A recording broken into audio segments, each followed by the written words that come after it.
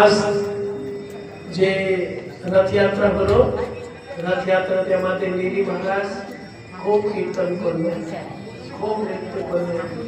আপনার ওনার সঙ্গে খুব নৃত্য কীর্তন করেছেন। তারপরে ওনার জন্য একটা পাতা লাগানো ছিল না, ওই পাতাতে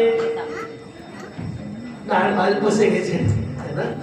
আবার ওনার জন্য পাতা আবার কালকে লাগানো হবে, সময় অনেক হয়ে গেছে। আমি এখন প্রার্থনা করি আমাদের আজকে যে সভার প্রধান অতিথি doctor Vivek Dutta, consultant I surgeon, ওনাকে আমি মাইক দিচ্ছি।